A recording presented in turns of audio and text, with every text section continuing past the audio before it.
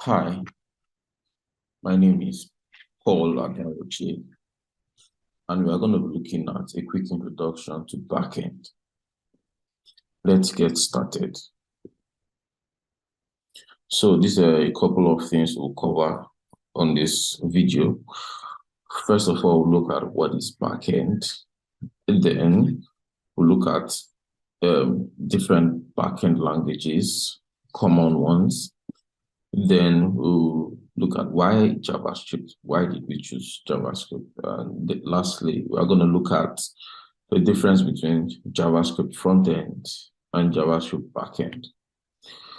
So let's get moving. What is backend? So backend is the server side of a website, a web application, or a software product, right? What it does, it stores and arranges data and also makes sure everything on the client side of the website works fine. So that's what backend does. In a snapshot, it just stores, arranges data and also makes sure everything on the client side works the way it should, right? It's a part of the website you can see and interact with. So users majorly interact with the front end. For the back end, they can't see it. They don't know it's there. They just know that when they go to the application and they perform actions, they get results. But the back end is the unseen part of your application, right? Now, unlike front-end developers who are primarily focused on how the application looks, back-end developers are primarily focused on how the application works. What do? They write code that focuses on the functionality and logic powering the application they are working on. And the technology they work on is never directly seen by the server. So reiterating the same thing. So obviously from here, you can see that the backend are primarily focused on functionality and logic, right? So they don't really care about how the product looks like. They care about how the product works, right? So basically, that's what backend developers do. Functionality, logic. Now, backend technology are a combination of servers, applications, and databases. These are the technologies used by backend developers to work. Okay. Now let's go forward by looking at different backend languages. So there are lots of backend languages out there today, but we are just going to be looking at just 6 common ones, just a run through of 6 common languages. All right, let's get started with the first one, which is C#. So C# is a very common language, right? And it operates on various types of computers. And programmers use this language with framework like .NET. So .NET is a common C# framework that's used to design internal structure of web pages, connect client interactions with server interactions for full functioning program. So C# is one common backend language out there used by a lot of developers, used by a lot of companies to develop their backend products. So yeah, it's one that's worth talking about, right? So let's come here. You see that C# is similar to C and C++, which are both useful backend programming language, right? So C# is similar to basic C and C++, right? So what this means is you may learn C# more easily if you're familiar with basics of this language. So if you're familiar with C and C++, learning C# will be very easy for you to pick because they are similar in a lot of ways. Okay. The next one is Go. Go, also known as Golang. This is an open source development language. It is versatile and easy to use, right? Um, it's versatile. Like there are a lot of usage. A lot of companies use it also. Okay. Many developers use this because of its simplicity and readability. Yeah, it's simple.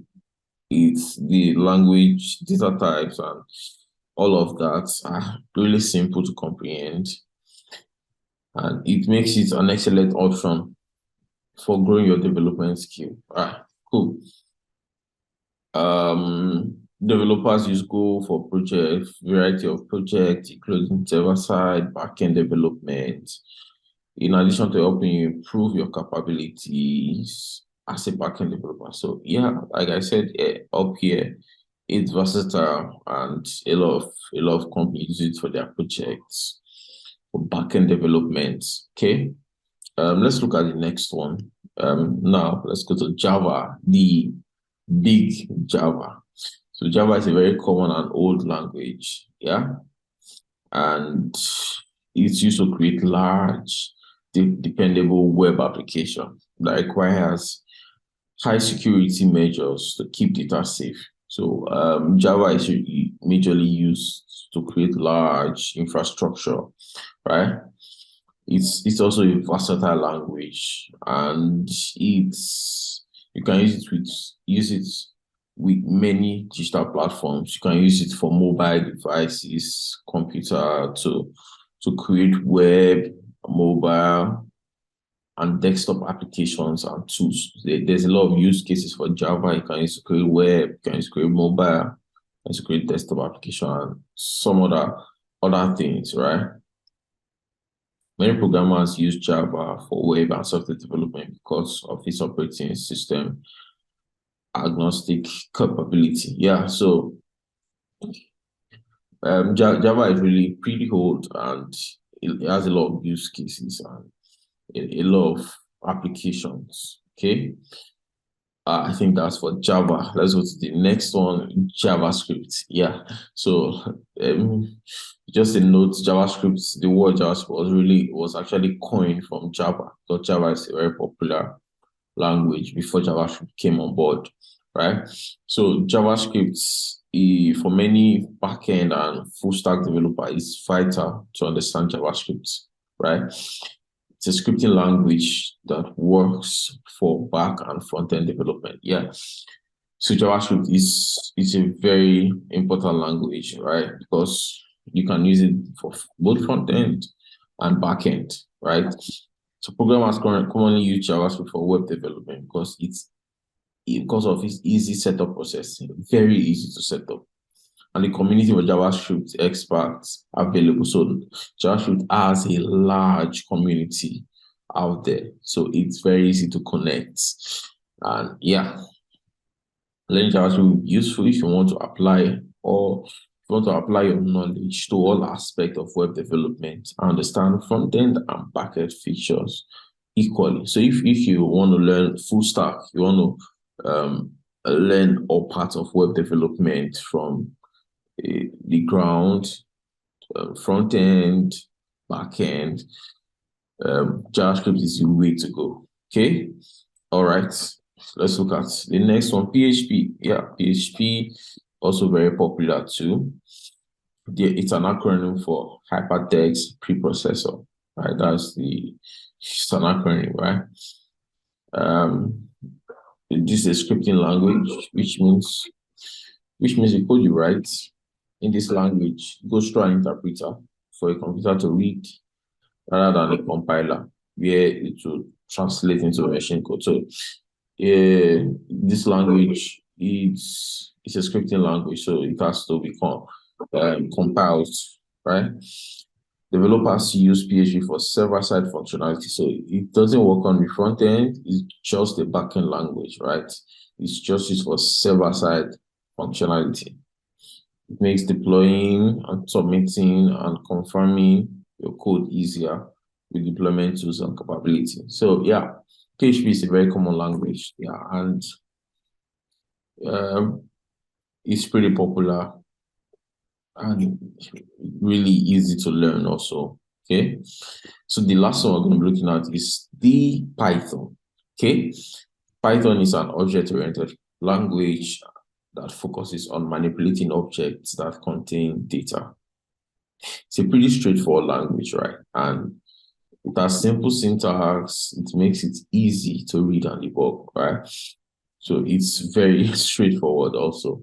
So with Python, the web developers can use open source framework like Django to create scalable and easily upgraded or site-readed software for the web. So there's a framework called Django. That's what backend developers use using Python to create backend code, backend architecture for web applications and any other mobile likes. Okay, so Python is easy, straightforward, and is a common language for beginner coders because it's accessible and easy to understand. And yeah, they have many published resources available for learners online. Okay. Yeah. So that's for Python. I think everybody knows about Python. Pretty popular language. So that's all for the various backend languages. We've looked at C Sharp, looked at Go, so known as Golang, looked at Java, looked at JavaScript. We looked at PHP and Python. So that's all for the different backend languages. This is just an overview of everything. So you know that there are more out there. So aside this, there are more languages out there. You can do your research around them. Right? There are tons of them out there. Okay. Now, why JavaScript? Why did we choose JavaScript for this? Okay.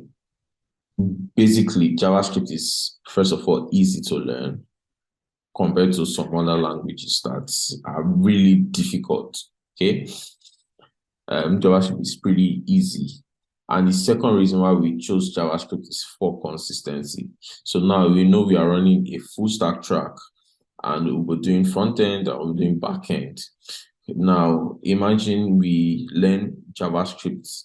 We learn about JavaScript, the data types, the how to write logics and all of that. And after learning all about JavaScript and using it on the front end, then we'll go to the back end and we pick up another language like Java or Go or Python. Then you have to start learning everything about those languages again. So the learning curve will be long. Wanted to avoid that. So the goal is let's learn just one language. We use it on the front end. We learn how to use it on the back end, and everything is consistent, right?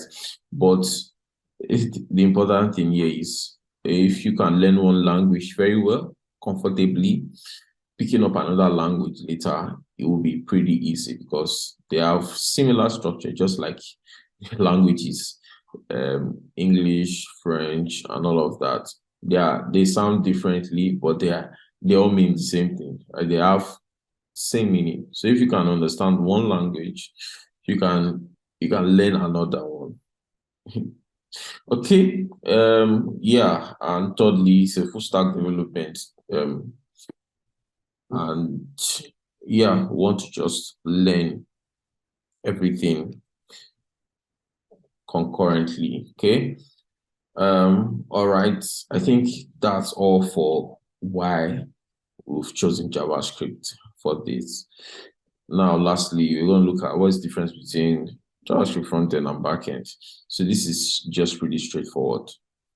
JavaScript frontend is basically using JavaScript for the front end and writing logic to communicate with APIs and run some functionalities that are needed for the front end, right? So apart from designing your code with HTML and CSS, which a lot of you have done so far, there are some logics that will be needed on the front end, right?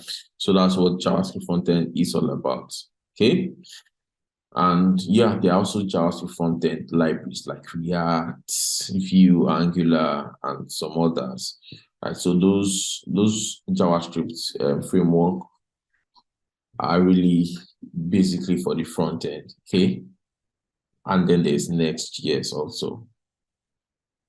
Okay. Then for the backend, it's basically using Node.js on the backend to create functionalities, logic, APIs, connecting with servers and databases and what have you to make the application work the way it should, right? So that's just a basic difference between the front end and the back end. And please, there's this, on a side note, there's this opinions of people that backend is really difficult. And they just want to stay on the front end and just work on UIs and all that, but it's not really that difficult. So quit that opinion that it's difficult, that you can't do it, or it's maybe very hard to learn.